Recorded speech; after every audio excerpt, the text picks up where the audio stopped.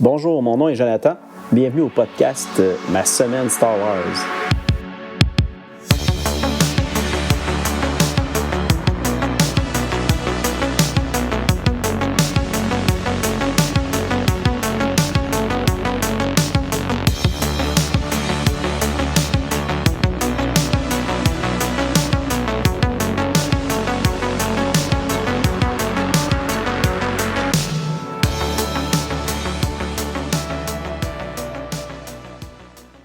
Bonjour tout le monde, bon retour ou bienvenue au nouveau. Cette semaine, j'avais le goût, avant de commencer l'émission, de faire un petit retour rapide sur le dernier épisode. Je vous avais parlé de où ce que j'en étais dans mes lectures Star Wars au niveau de l'univers légende, de quelle façon que je procédais, que je lisais de façon chronologique en partant du plus loin dans la ligne du temps légende de Star Wars. Puis j'étais rendu après le troisième film, La Revanche des Sith. Puis, j'ai beaucoup réfléchi cette semaine. Je crois que je vais revoir un peu ce que j'avais le goût de faire avec le podcast. Je pensais partir de où ce que j'étais présentement, soit dans la lecture. J'étais dans un roman de l'univers légende qui était, comme je disais tantôt, après La Revanche des Sith. Puis, j'ai quand même eu beaucoup de fun à lire tout ce qui était il y a longtemps au début. Fait que j'ai beaucoup réfléchi cette semaine en me disant, est-ce que je devrais pas plutôt déjà retourner au début, lire des choses? De toute façon, j'ai des nouvelles histoires, des nouveaux textes que j'aurais le goût d'inclure dans mes lectures que j'ai pas fait encore, que j'ai découvert tout récemment. Donc, j'aimerais peut-être plutôt, en parallèle, continuer ma lecture où ce que j'en suis, dans la ligne du temps légende, mais en même temps, faire un retour en arrière, puis revisiter ce que j'ai déjà lu pour le bien de l'émission Ma semaine Star Wars. Je me dis que ça pourrait être intéressant pour ceux qui ont le goût d'écouter, que je vous parle un peu de tout ce que j'ai lu dans le passé. Donc, je vais quand même, selon moi, vous faire un retour à chaque émission de ce que j'en suis dans ma lecture Star Wars, mais j'aimerais en même temps revisiter les autres épisodes. Donc, je pense que ça va être quelque chose comme ça. Là. C'est encore en réflexion, mais c'est pas mal l'idée que j'ai en tête présentement. Puis pour aujourd'hui, je vais déjà commencer cette lecture-là avec deux courtes nouvelles que je vais pouvoir vous expliquer un peu à quoi elles consistent. Puis on va regarder ça devrait être intéressant. Bon, premièrement, j'ai fait l'acquisition d'un nouveau livre récemment. Ça s'appelle The Essential Guide to Warfare. C'est écrit par Jason Fry et Paul R. Urquhart. Désolé, prononciation difficile. Mais c'est pas grave, c'est les noms des auteurs. Puis si vous allez voir en ligne, vous allez avoir plus d'informations sur ce livre-là. Le livre, c'est pas un roman, c'est plutôt un genre de guide qui présente plusieurs informations en lien avec les grandes guerres et les armées dans l'histoire de Star Wars, de l'univers légende. Dans ce livre-là, il y avait certains textes qui peuvent être considérés comme des petites nouvelles ou des fois, ça peut être d'autres genres de textes, mais il y avait de l'information de plus que j'avais jamais lu au niveau de Star Wars. Puis ça me tentait d'aller explorer ça pour en apprendre davantage sur les guerres que j'avais déjà lues dans le passé, tout ça. Puis, c'est vraiment des textes inédits que moi, j'avais pas mis la main dessus, mais en fouillant un peu l'Internet, j'ai vu que ces histoires-là étaient considérées vraiment dans l'univers légende, puis que ça allait emmener du lore supplémentaire. Donc, ça m'intéressait de lire ça. Puis, je me suis dit que tant qu'à recommencer ma lecture de l'univers légende du début, ben on va reculer encore plus loin avec ce que j'ai trouvé dans ce livre-là. Puis j'ai aussi un autre guide que je vais vous parler plus tard, que je vais inclure aussi des histoires à ce sujet-là. Évidemment, comme je l'expliquais au début, on va y aller en ordre chronologique des événements. Puis ça donne que dans ce livre-là, on va aller encore plus loin qu'est-ce que j'avais lu moi dans le passé. La dernière fois que la première nouvelle, si on veut, que j'ai lu, c'était quelque chose qui se passait vraiment comme environ 25 000 ans avant la bataille de Yavin.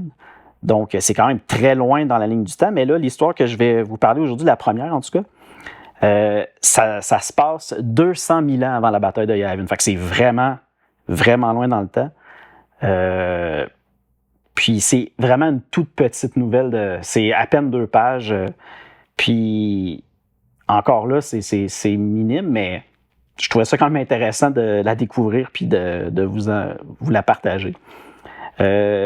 Ce livre-là que j'ai acheté, que je vous parlais tantôt, le guide The Essential Guide to Warfare, c'est un livre qui est tout simplement disponible en anglais, par contre.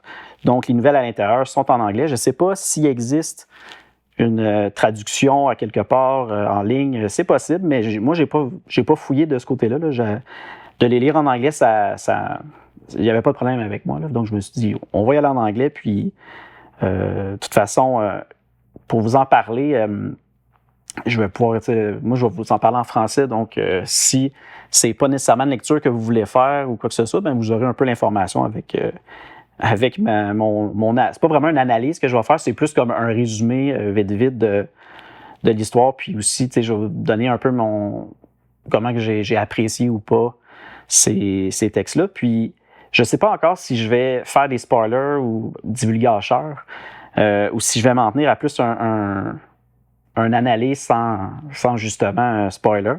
Mais on va voir comment que ça va. Puis de toute façon, si j'ai l'impression que je spoil un peu trop, je pourrais me permettre d'enlever des bouts de ma discussion ou tout simplement vous donner un avertissement avant d'y aller pour faire ça. Mais je vais essayer premièrement de ne pas faire de spoiler.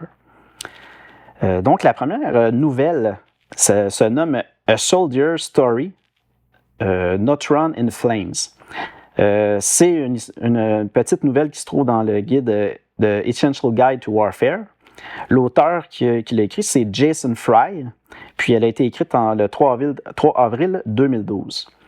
Comme je disais tantôt, ça se passe 200 000 ans avant la bataille de Yavin, donc avant le 4e film Star Wars. Le texte en question, c'est vraiment court, là. C'est à peine 2 pages, ou même 2 portions de pages. Puis, le texte est écrit en plus d'une façon assez étrange. C'est comme un poème qui décrit les événements d'une grande bataille qu'il y a eu entre les Zell, Z-H-E-L-L, je vais vous l'épeler parce que c'est quand même... ça peut être mélangeant, juste le nom comme ça. Les Zell, ils seraient supposément les ancêtres des humains. Puis, la bataille, c'était entre eux et les Taungs, T-A-U-N-G-S. Puis, ce qui est arrivé pendant cette grande bataille-là, autrement dit, c'est qu'il y aurait eu un volcan qui est entré en éruption puis qui aurait détruit la ville des Zell. Puis là, les Taungs, eux, auraient interprété ça comme étant un signe divin qui leur aurait permis de, comme ça, remporter cette grande bataille-là contre les Zell. Puis, tout simplement pour comme... si on veut fêter ou célébrer cette victoire-là, les Taungs ont décidé d'écrire un poème épique sur plusieurs versets, là, un très, très gros poème. Puis nous, dans cette nouvelle-là, on a tout simplement une petite portion qui décrit justement le moment où le volcan entre en éruption, puis tout ça. C'est tout. Il n'y a pas vraiment d'informations supplémentaires. Comme je disais, c'est très court. C'est vraiment, vraiment court. J'ai pas rien de plus que je peux dire sur cette histoire-là, à part que c'est très court. La seule chose que j'ai trouvé un peu, c'est que, vu que c'est un poème, puis que c'est en anglais, je me débrouille bien en anglais pour lire, j'ai pas de problème.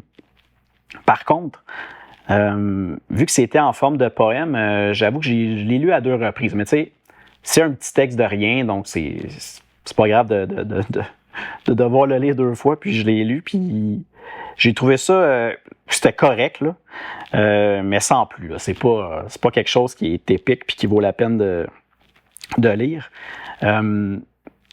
Moi, je dirais que si vous avez ce guide-là en votre possession, oui, ça vaut la peine de la lire, là, juste pour aller chercher ce petit bout-là de lore de plus qu'on n'avait pas.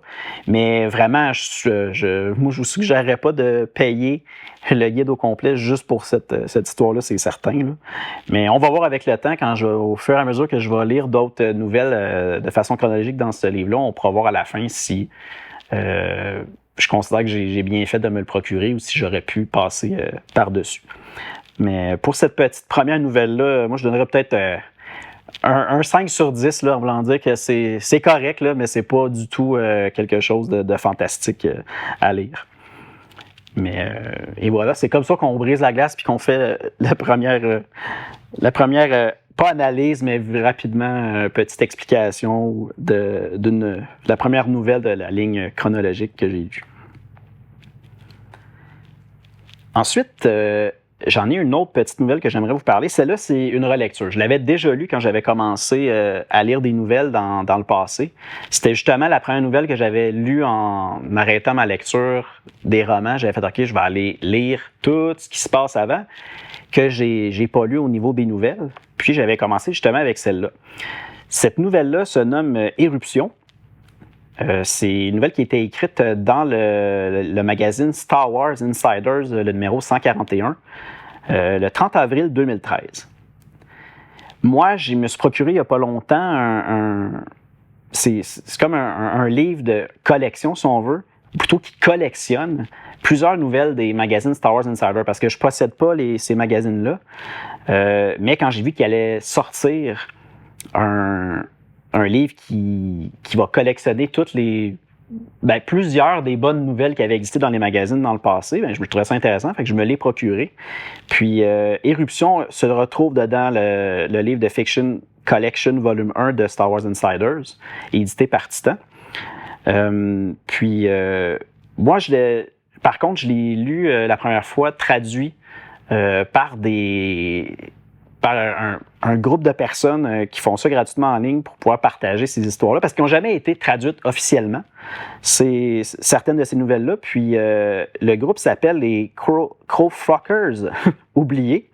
Je vais vous mettre de toute façon dans la description le lien vers leurs nouvelles traduites. C'est quand même bien fait, là. C'est fait par des personnes dévouées à, j'imagine, c'est pas des professionnels nécessairement de la traduction, c'est possible, je ne sais pas exactement, mais c'est quand même bien traduit, puis j'ai apprécié de pouvoir les lire en français. Pour ma relecture, je l'ai quand même relu en français. Je l'avais avec moi, puis je l'ai lu de façon numérique. Donc on va aller là-dedans un peu plus en détail, puis je vais vous donner un peu comment j'ai apprécié cette lecture-là. Par contre, dernière petite information, l'auteur de la nouvelle Éruption, c'est John Ostrander. Puis, si je ne me trompe pas, c'est aussi c'est un peu l'auteur qui va avoir écrit aussi d'autres histoires reliées à l'ère où se passe Éruption. Puis justement, en parlant de l'ère, ça se passe en moins 25 793 ans avant la bataille de Yavin. Donc encore là, très loin dans le passé. Puis le but de cette nouvelle-là, c'était un peu pour nous faire une introduction aux personnages qu'on allait retrouver plus tard dans les comics Dawn of the Jedi. Ça, c'est au niveau du personnage, le Ranger Jedi Hawk Rio. Puis aussi, ça fait l'introduction du personnage Lannery Brock, qui est l'héroïne du roman L'Aube des Jedi, qui va aussi être la prochaine lecture. Le premier roman, si on veut, dans l'histoire, légende, la ligne du temps légende de façon chronologique. Puis je suis présentement dans la relecture de celle-là. Je me suis dit, je vais me relancer à relire le roman, vu que je repars du début. Puis je ne vais pas nécessairement le faire pour tous les romans, mais sûr que ça fait vraiment longtemps puis que je n'ai pas nécessairement de souvenirs clairs.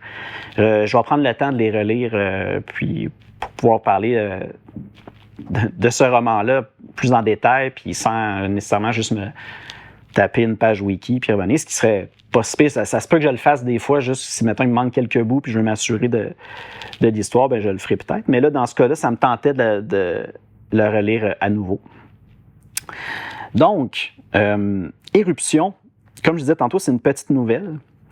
En résumé, c'est un des personnages, Hawk Rio et Lannery Brock, qui sont en mission pour tenter de régler un différend dans une entreprise familiale entre justement les dirigeants de cette entreprise-là et les travailleurs.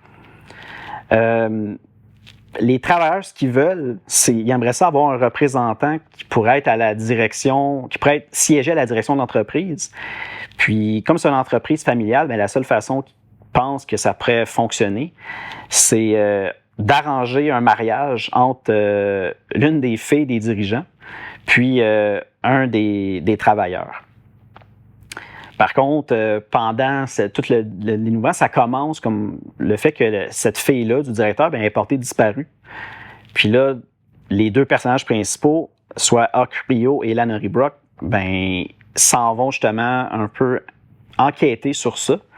Puis lui, Hawk Rio, lui, son côté, parce qu'ils se séparent, ils ne sont pas ensemble pendant la lecture de cette nouvelle-là, ils sont chacun de leur côté, mais Hawk Rio, lui, ce qu'il fait, c'est qu'il part à la recherche de la fille disparue, tandis que Lannery Brock, elle, s'occupe d'essayer de régler les négociations entre les deux parties, soit les directeurs de cette entreprise-là et les travailleurs de l'entreprise.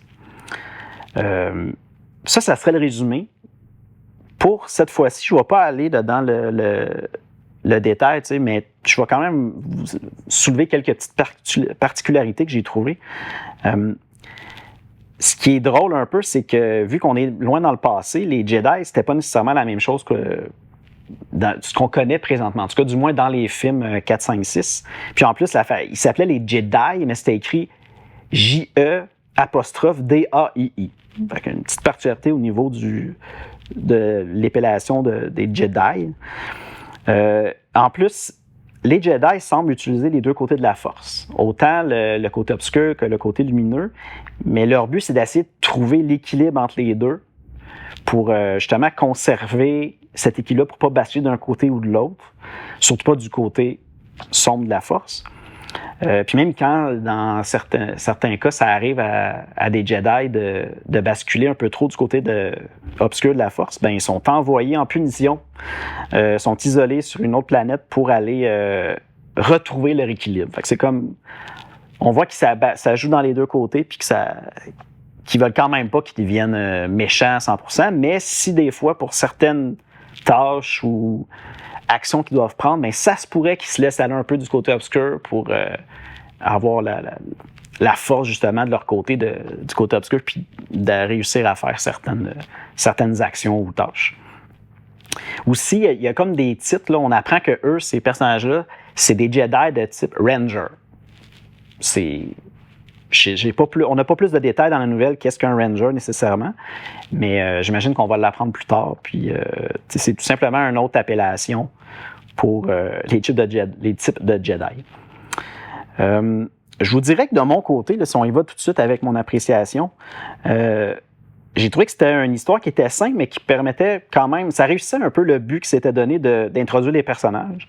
Effectivement, on voit un peu c'est qui les deux, leur caractère aussi, de quelle façon ils sont, parce que c'est quand même deux personnages très différents, là. Moi, j'ai trouvé qu'Hawk Rio, il est quand même, on dirait qu'il se laisse, lui, porter pas mal côté un peu plus sombre de la Force. J'ai hâte de voir en lisant les comics, en relisant plutôt les comics Dawn of the Jedi, si c'était vraiment, il s'en allait de ce côté-là, mais je m'en rappelle pas vraiment. Là. Fait que, déjà de relire, bien, ça va être intéressant de voir qu'est-ce que ça donne. Fait que, tout ça pour dire que j'ai bien aimé cette petite nouvelle-là. Puis je vous la suggère, surtout que c'est disponible gratuitement en ligne, autant en français qu'en anglais. Je donnerais une note, quand même une note bien, là, un 7 sur 10. Je considère que c'est une bonne petite nouvelle pour commencer. Puis c'est pas très long, là, je vous dirais, c'est environ 9 pages PDF. Là, ça se lit quand même rapidement. Fait que là, ça serait les deux premières analyses ou revues de littérature de l'univers légende que je vous fais pour cet épisode-là.